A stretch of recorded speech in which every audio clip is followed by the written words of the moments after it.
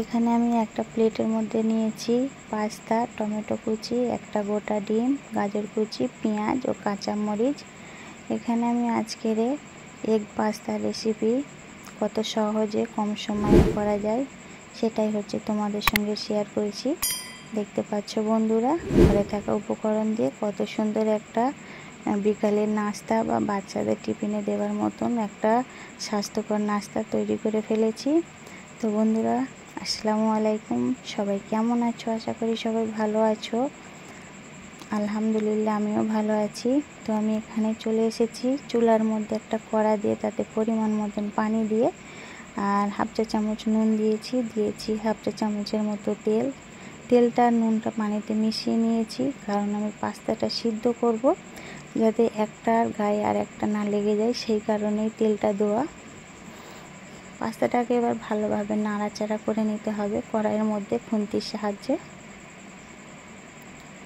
কত অল্প সময়ের মধ্যে এইসব ছোট ছোট নাস্তাগুলো সুন্দর নাস্তাগুলো তৈরি করে নেওয়া যায়। তো এখানে আমি আমার গাজরটা অ্যাড করে দিয়েছি।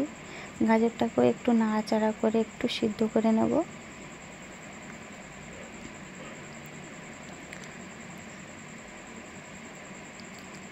এই তো আমার গাজরটা সিদ্ধ করা হয়ে গেছে। আমি একটা চুপড়ির মধ্যে পানিটা ঝরিয়ে নিয়েছি। এখন এই অবস্থায় আমি 1 চা চামচের মতো আবার তেলে মিশিয়ে নেব, যাতে পাস্তা আরেকটার গায়ে না জড়িয়ে যায়। সুন্দর করে তেলটা আবার মাখিয়ে নিতে হবে।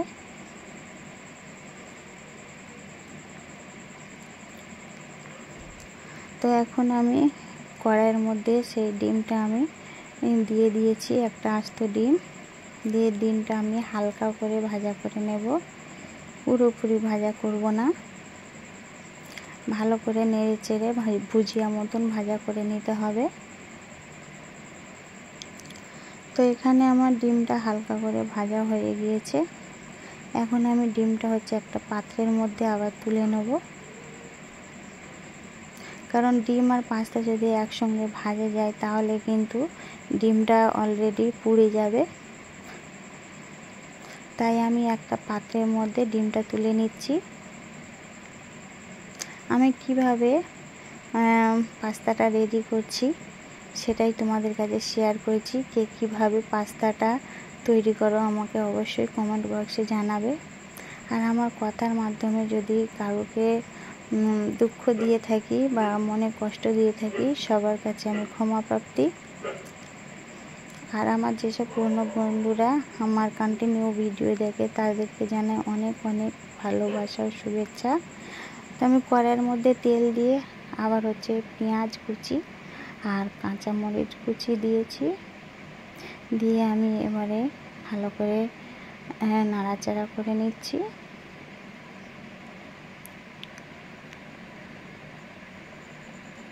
এইরকম যদি সুস্বাস্থ্যকর যদি নাস্তা বিকেলে থাকে তো খেতেও যেমন অনেক মজা, কিন্তু অল্প সময়ের মধ্যেই নাস্তাগুলো করে নিয়ে যায়। বাচ্চা থেকে বুড়ো পর্যন্ত সবাই খুব মজা করে খেতে পারবে। এখানে দিয়ে দিয়েছি আবার টমেটো কুচি দিয়ে আবার আমি ভালো করে নাড়াচাড়া করে নিচ্ছি। সুন্দর করে নাড়াচাড়া করে নিতে হবে যাতে নিচে না লেগে যায়। আমার এখানে সবগুলো উপকরণ ভাজা হয়ে এসেছে। এবারে আমি দিয়ে দেব সিদ্ধ করে রাখা পাস্তা, দিয়ে আবার আমি খুব সুন্দর করে খুন্তির সাহায্যে ভাজা করে নেব। হালকা করে নাড়াচাড়া করতে হবে যাতে কড়াতে লেগে যায়। দেখতেই পাচ্ছ বন্ধুরা কতটা লোভনীয় হয়েছে। এখানে আমি কোনো সস বা সয়া সস ব্যবহার করছি না, তার কারণ আমার বাসাতে এখন এই মুহূর্তে নেই।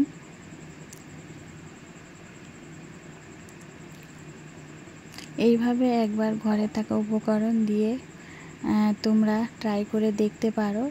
মাশাআল্লাহ খুব সুন্দর খেতে হয়েছিল। তো এখন আমি আগে থেকে ভেজে রাখা সেই ঝুরঝুরে ডিম ভাজাটা অ্যাড করে দিলাম। দিয়ে আমি আবার একটু হালকা করে ভাজা করে নেব, সুন্দর করে মিশিয়ে নিতে হবে।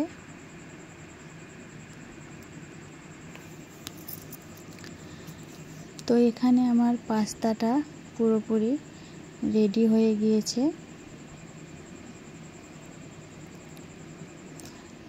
কতটা লোভনীয় দেখাচ্ছে, তাই না? এখন আমি দিয়ে দেবো একটু সামান্য জিরার গুঁড়া, দিয়ে আবার আমি সুন্দর করে নাড়াচাড়া করে নেব। সামান্য জিরের গুঁড়াটা দিয়েছি জাস্ট একটু ফ্লেভারটা সুন্দর আসার জন্য। তো আজকের ভিডিওটা এই পর্যন্ত। আমি ভিডিওটা আর বেশি লং করিনি, আমি সবসময় ভিডিওটা একটু শর্ট আকারেই করি। তো সবাই ভালো থাকবেন, সুস্থ থাকবেন। আল্লাহ হাফেজ।